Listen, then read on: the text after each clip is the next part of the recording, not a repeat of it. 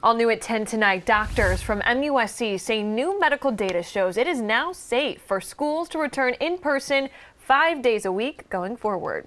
This information coming from a detailed presentation medical officials gave to the Greenville County School District tonight. Doctors also say their new data shows a variety of other factors demonstrate that students do better overall in a classroom environment. There is a catch though here, folks. Matt Kaufax live outside the school district office in Greenville to explain.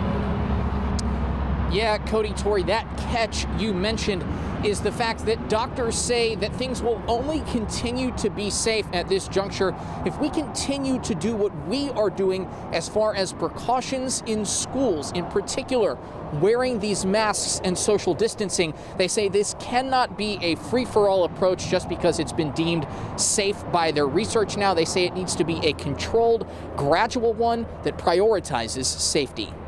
Dr. Allison Eckerd with MUSC says months of research has shown more instances of depression, self-harm, lack of grade-level proficiency, and more overall danger when kids are out of the physical classroom for too long.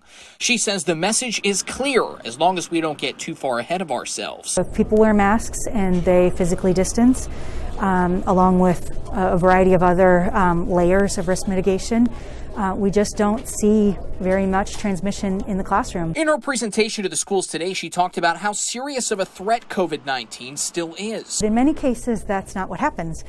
People go to sleepovers, they play sports, they go to the grocery store. In particular, she says it's the extra gatherings that are unsafe and completely avoidable. Tim Waller with Greenville County Schools adds their contact tracing also shows most cases originate outside the classroom. Just about in every case, you can trace it to a social activity they were at, a family gathering, a social gathering. He says it's because of this approach that they're having trouble getting their last crop of high schoolers fully back. If we were to send back 100% of our high school students, social distancing would not be possible. He says any move to forego precautions and upset the balance to that relative safety is too risky, which is why they're working on a plan to get beyond the 75% in-person threshold at their highest grade levels.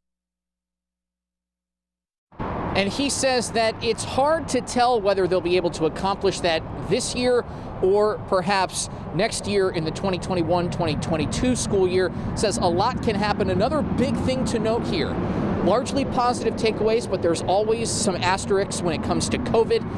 Dr. Eckerd and others today said the vaccine is not a cure-all. Just because you get it doesn't mean we can throw caution to the wind and say, oh, all these precautions are off. They say that precautions cannot be lessened in schools or anywhere, they say, for that matter, until a large portion of the population has gotten the vaccine and we've got that herd immunity that we are all striving for from this virus. In Greenville, Matt Kaufax, Fox Carolina V, 10 o'clock news.